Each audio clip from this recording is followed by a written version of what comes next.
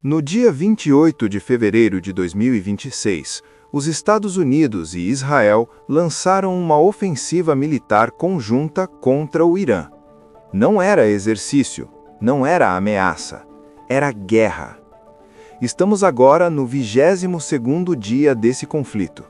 Mais de 1.400 pessoas foram mortas no Irã, incluindo pelo menos 204 crianças.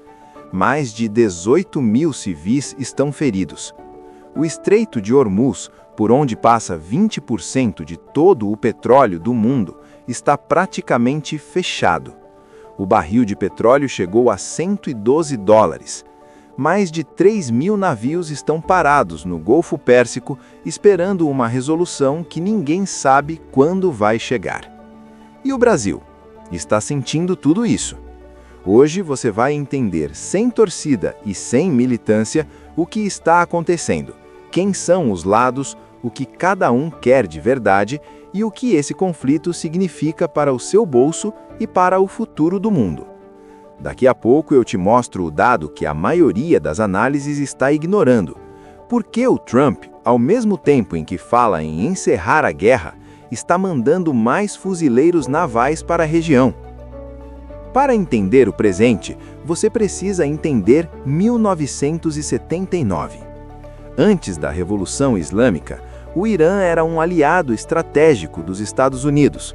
O Shah Mohammad Reza Pahlavi era praticamente um representante dos interesses americanos no Oriente Médio. Petróleo fluindo, bases militares funcionando. Aí veio o Ayatollah Khomeini. O Shah foi derrubado, os SA foram declarados o Grande Satã e 52 diplomatas americanos ficaram reféns em Teherã por 444 dias. Esse momento quebrou qualquer possibilidade de relação normal entre os dois países. Desde então, eles vivem em conflito indireto permanente. Sanções econômicas, sabotagem de instalações, assassinatos de generais e cientistas, apoio a grupos rivais na região, uma guerra fria que nunca esfriou de verdade. Em 2015, o mundo achou que tinha encontrado uma saída. O Acordo de Viena, o JCPOA, foi assinado. O Irã aceitaria limitar seu enriquecimento de urânio em troca do levantamento das sanções. Funcionou por 3 anos. Em 2018, Trump retirou os SA unilateralmente do acordo. O Irã respondeu acelerando o programa nuclear. A tensão voltou a crescer até que em junho de 2025, Israel lançou a chamada Guerra dos 12 Dias, atacando instalações nucleares e militares iranianas. Em seguida, em 22 de junho de 2025, os próprios SA entraram diretamente no conflito com a Operação Martelo da Meia-Noite, usando bombardeiros B-2 com bombas de 14 toneladas contra Fordow, Natanz e Isfahan. O que era tensão virou confronto aberto. E em 28 de fevereiro de 2026, o conflito entrou em uma nova fase, mais letal, mais ampla e sem uma saída clara à vista.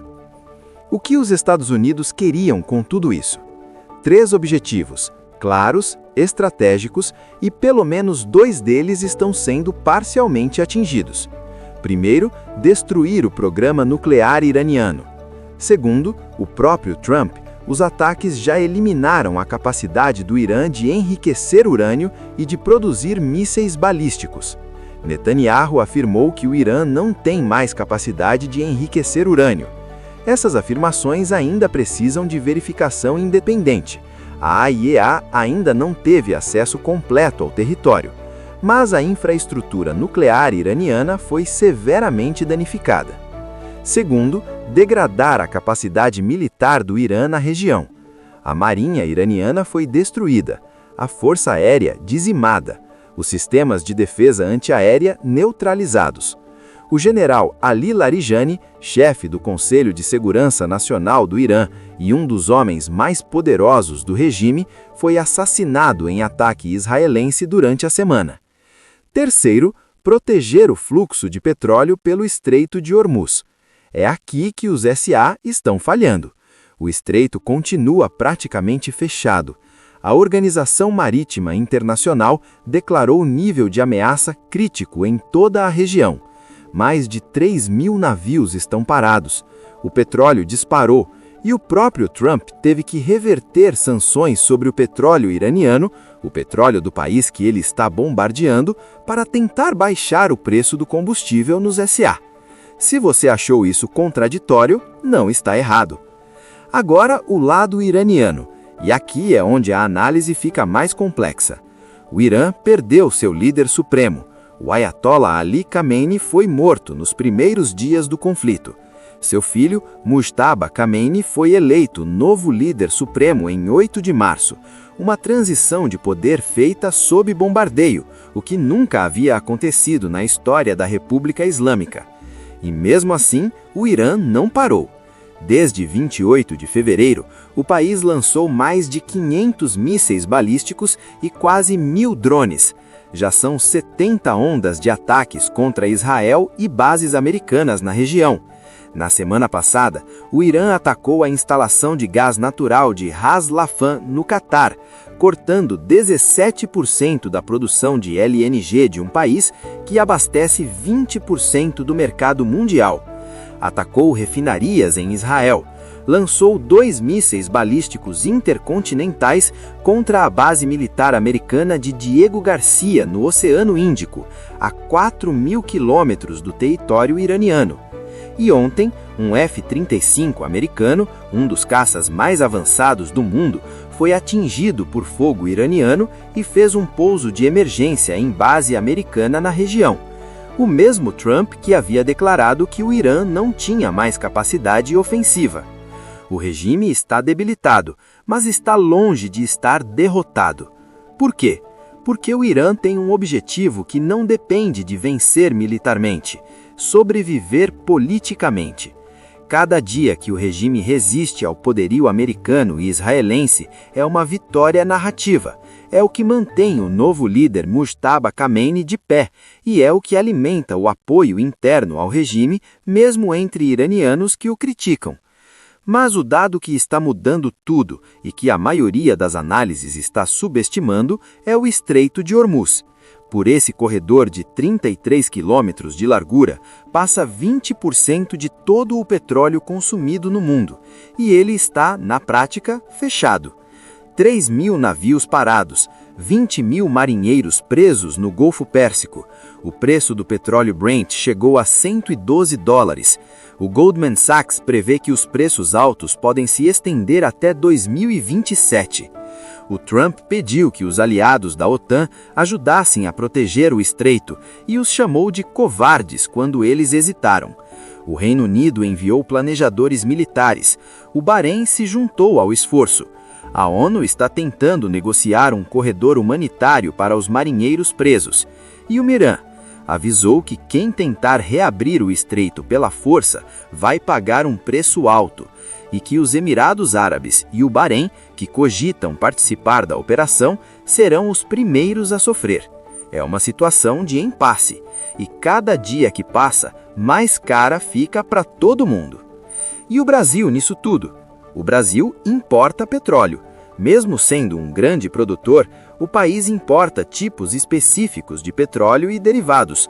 Qualquer choque de oferta global reflete imediatamente no preço da gasolina, do diesel, do plástico, do transporte e de tudo que depende deles, que é praticamente tudo. O Brasil exporta commodities para países que dependem de rotas que passam pelo Oriente Médio. Soja para a China, que tem rotas comerciais afetadas. Minério de ferro para mercados europeus, cujos navios estão presos no Golfo. O Brasil tem relações diplomáticas com o Irã, históricas da época de Lula I, e ao mesmo tempo depende da relação com os SA e com Israel. Em um conflito declarado, o país é pressionado a se posicionar, e o Itamaraty, historicamente, não gosta de escolher lado. Mas dessa vez, o mundo está pedindo uma escolha. Então, o que vem a seguir? 3 cenários reais, não hipóteses, mas possibilidades concretas baseadas no que está acontecendo agora. Primeiro cenário: saída negociada rápida. Trump sinalizou em sua rede social que os Estados Unidos estão muito perto de cumprir os objetivos e podem estar considerando encerrar as operações militares. Ao mesmo tempo, Netanyahu disse que Israel vai intensificar significativamente os ataques. Os dois aliados estão mandando mensagens contraditórias, o que pode indicar que há uma negociação por trás dos bastidores ou simplesmente que ninguém tem controle total da situação. Segundo cenário: guerra longa de desgaste. O Irã reduziu o ritmo de lançamento de mísseis. Analistas apontam esgotamento de estoques, mas também uma estratégia de racionamento para um conflito prolongado. Se o regime sobreviver politicamente ao próximo mês, o conflito pode entrar em uma fase de baixa intensidade permanente. Ataques esporádicos, estreito parcialmente bloqueado, petróleo alto, sem resolução clara. Terceiro cenário: escalada regional. O Hezbollah, no Líbano, já está em conflito ativo com Israel. Mais de 1.000 mortos no Líbano, 1/5 da população deslocada. Os Houthis no Iêmen continuam ativos. O Iraque está sendo pressionado pelos dois lados. Se um desses frentes escalar de forma significativa, ou se o Irã atacar com sucesso um alvo de alto valor nos Estados Unidos ou em Israel, o conflito pode se ampliar para além do que qualquer planejamento atual contempla. Qual dos três vai acontecer? Provavelmente uma combinação dos dois primeiros, com o terceiro sempre presente como risco. Então é isso. Uma guerra que era analisada como hipótese há 3 semanas é agora uma realidade com mais de 1.400 mortos, petróleo a $112, navios presos e líderes contraditórios mandando mensagens opostas ao mesmo tempo. Não existe mocinho nessa história. Existe geopolítica. O Irã quer sobreviver. Os Estados Unidos querem reafirmar a ordem que os favorece. Israel quer segurança permanente. E o mundo inteiro paga a conta, na bomba de gasolina, no frete, no supermercado. O melhor que podemos fazer como cidadãos informados é entender o que está acontecendo, sem comprar a narrativa de nenhum dos lados. Esse foi um conteúdo que eu precisei fazer. Não tem torcida, não tem lado, tem análise. Se você quer continuar entendendo o mundo sem filtro ideológico, inscreve no canal agora. O botão tá aí. Ativa o sininho, porque quando o próximo capítulo dessa guerra acontecer, você vai querer saber antes de todo mundo. Comenta aqui embaixo. Na sua opinião, qual dos 3 cenários vai acontecer?